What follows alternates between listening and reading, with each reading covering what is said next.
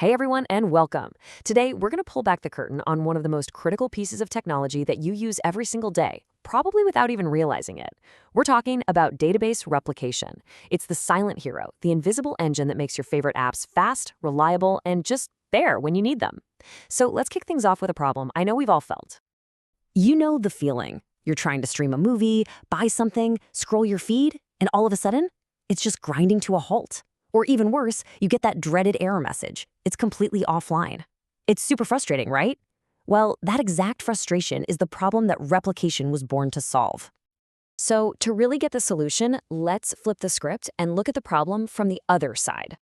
I want you to imagine you're the CEO of a hot new e-commerce company. Your app is blowing up, which is amazing news. But with all that success comes a whole new set of massive, business-threatening challenges.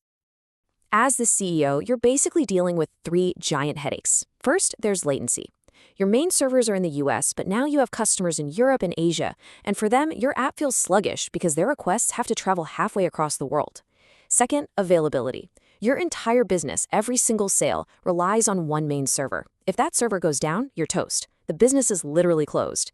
And third, scale.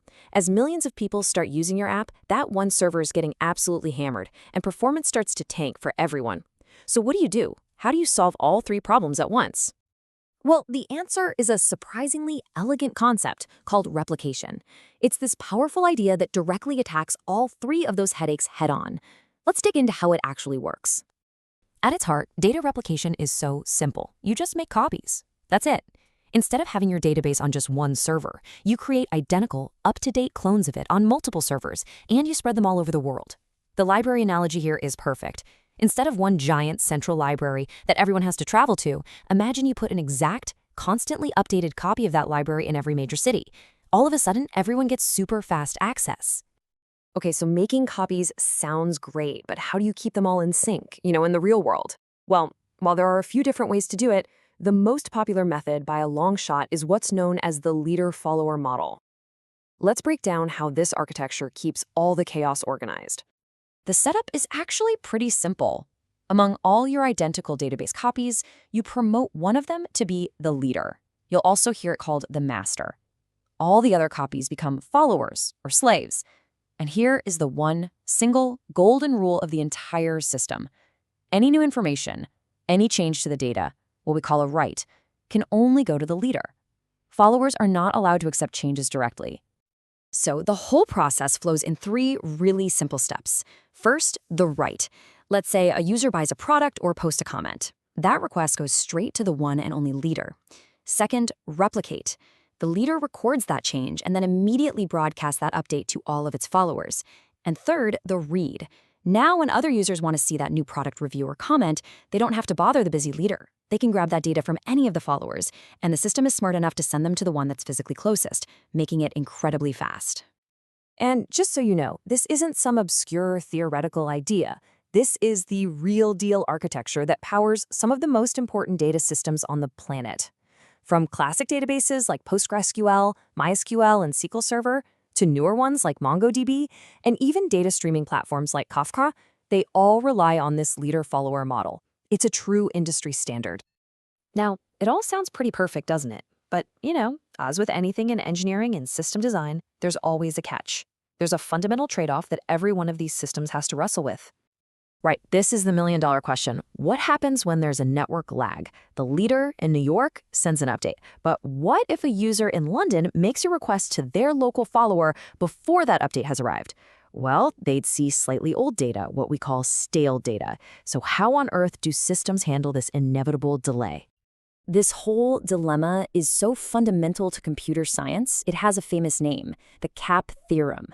It says that for any system spread across multiple machines, you have three things you want. Consistency, where everyone sees the same data at the same time. Availability, where the system always answers your request. And partition tolerance, meaning it still works even if the network between servers breaks. The theorem proves you can only ever have 2 out of 3. And since network failures are just a fact of life, you have to have partition tolerance. So you're forced to make a tough choice. Do you want perfect consistency or perfect availability?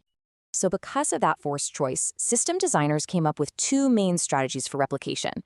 one that puts data safety above all else, and another that prioritizes pure speed. Let's see how they stack up. Okay, on the left, we've got synchronous replication. Think of this as safe but slow. When you write new data, the leader will not tell you, okay, it's saved, until it gets a confirmation receipt from every single follower. This gives you strong consistency. You know for a fact that everyone sees the update. But on the right, you have asynchronous replication. This is fast but risky. Here, the leader tells you, okay, the instant it gets your data, and then it deals with updating the followers in the background.